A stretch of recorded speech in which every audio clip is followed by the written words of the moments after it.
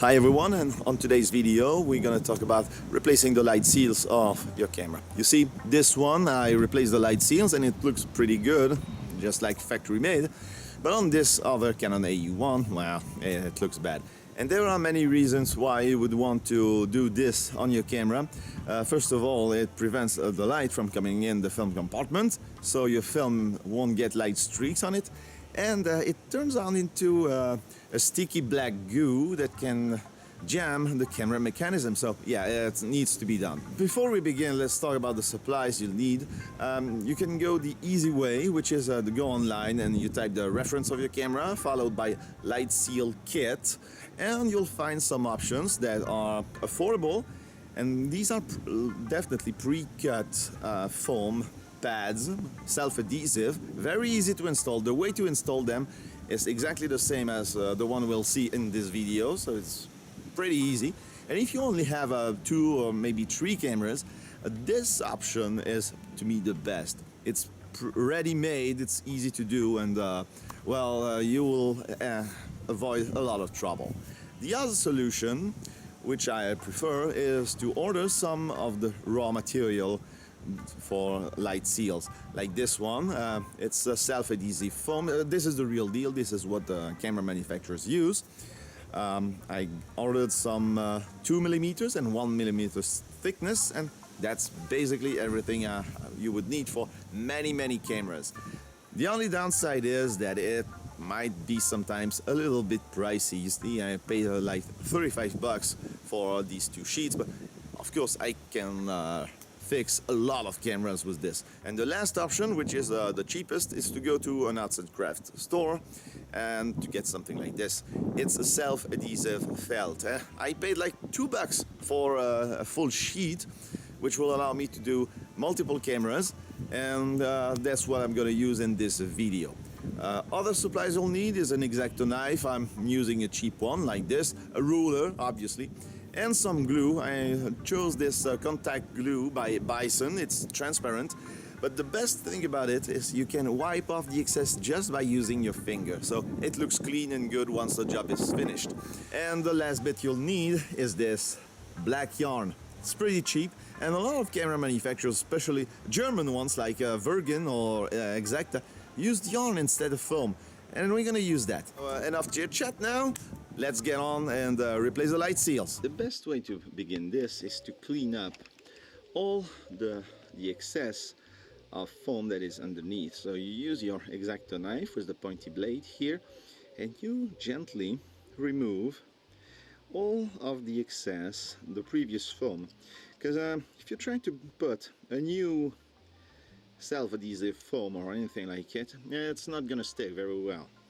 Once you've done that, you use simply a blower like this, and if the previous foam is still very sticky, well, it will go onto the focusing screen, and you don't want to try to wipe it out. You're gonna spread it, so you use a blower, and well, as you can look, the focusing screen is perfectly clear, perfectly fine. Now I'm gonna replace this mirror dampening with this self-adhesive foam. Yes, I'm gonna go on the cheap here. I'm gonna need approximately 3mm in width. So I'm gonna use my ruler like that. I'm gonna eyeball the width. It's not that critical. What is more critical is the length. So you're gonna cut it, and this is the strip of self-adhesive felt I'm gonna use. Anyways, now I'm gonna take my camera back. I'm gonna measure the width, and I will need something around 3.7, 3.8 centimeters of length this time. So I'm just gonna do that and put it in regard to the graduations, and there we go. This is some excess, and I'm going to show you something very important with especially this type of felt. You see, when you try to remove the backing of the self-adhesive, well, with the X-Acto knife, it's very easy. It peels it off, but it's not very resilient. If you try to pull a little bit too much, it's going to break it's gonna break apart. So you don't want that. So be very gentle when removing the backing. I'm gonna do this with my good part here, just like that. Okay, very gentle. Don't try to go too fast, otherwise you're gonna do something bad. And what I like to do is to put it this way onto the tip of my X-Acto blade. Now I just take the camera like this, and I'm gonna line up this piece of self-adhesive felt with the inside of the camera, and with the tip of my finger I'm gently pushing it so it will adhere to the surface. And using the tip of my X-Acto I can go to the extremities, and there we are. And if you ask me, it's a job well done. I mean, look, when the mirror is gonna come up, it's gonna be dampening onto this piece of felt. So for the mirror dampening, it's a job done. Now I'm gonna tackle the inside of the camera, and these, like Canon AE1s, they have a very useful feature. You see this? It's a notch that allows you to remove the back door of the camera. And if you have a look in here, you can see we have some gunk that is deposited over here, and it shouldn't be there. So I'm gonna clean this up with a Q-tips and some solvent like alcohol. So let's go. I would recommend you to stay away from solvents like acetone, because it's a little bit too hard, and you can also damage the paint of the camera, so you don't want that. Acetone should be used very carefully. And don't forget that this black goo that comes here is, well, if you get this on your clothes, it's a stain. So be very careful and wear gloves. It's very difficult to remove from your fingers. And we're gonna clean this up. It's wow, look at that mess. It's everywhere. And I'm doing this on the outside, so I'm not gonna have any issues with breathing some nasty chemicals.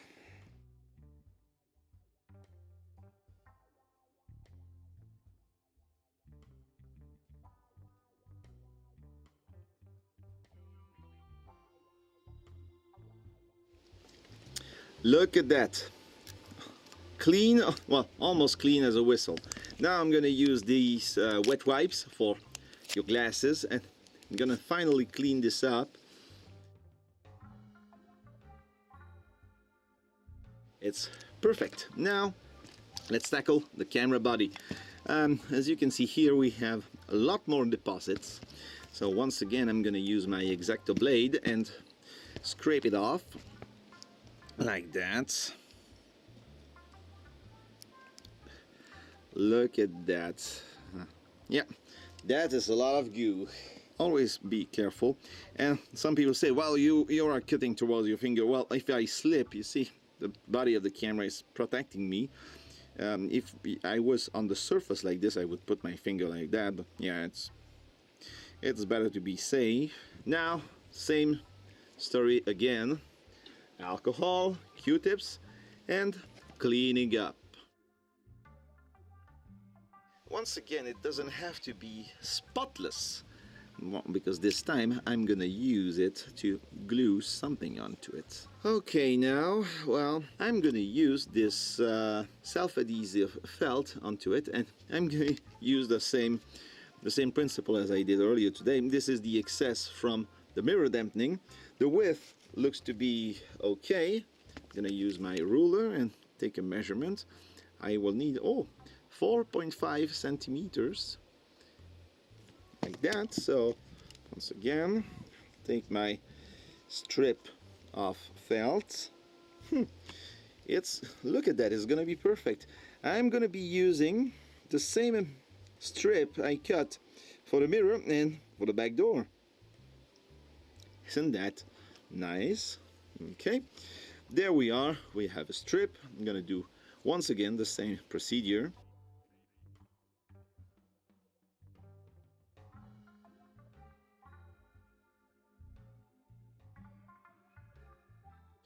And there we have it. It's done, and I'm doing it right now on the cheap, you see. I'm not using specific products that were made specifically for cameras.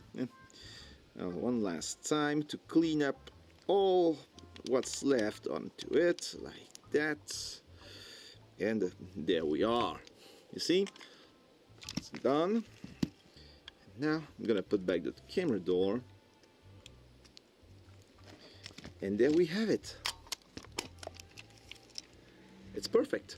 I mean, it's, you see, the fact that I used felt instead of foam, well, it's gonna stay on way longer this way. Anyways, now that I replaced this, I'm gonna tackle another really tricky job, and it is the light seals inside the grooves that protects the door. I'm going to use some packing tape to protect the shutter curtains. So you want to do it like that, but you don't want it to stick to the shutter curtain, so be careful as always. And there we are. Some people, they would put another piece of packing tape on the other side, so you know you're not gonna stick to the shutter curtains, but by doing so, well, unless you push it, it's not gonna be any problems. But anyways, now I'm gonna use my toothpick and remove all the goo that is inside here, and well, it's coming off nicely. It's so damaged that it comes off like it's nothing.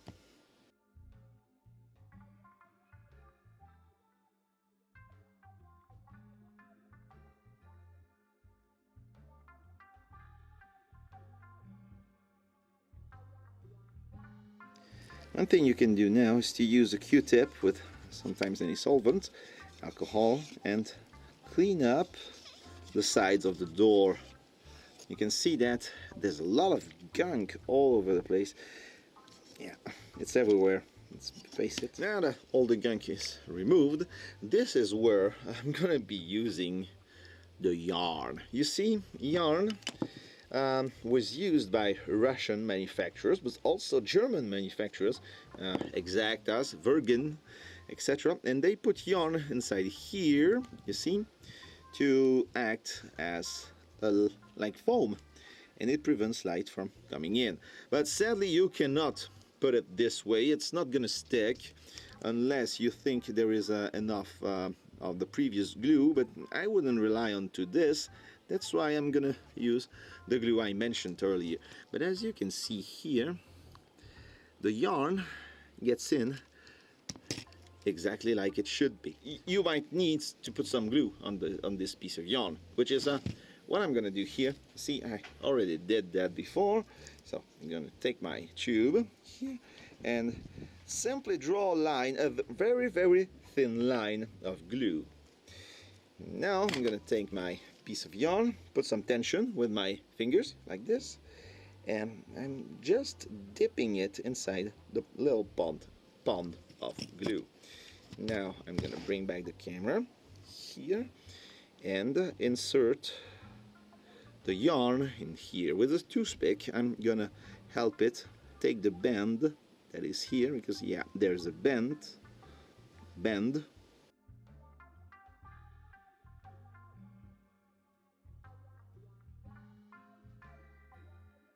And there we are. Now I simply have to close the back door, open it up, and there we are.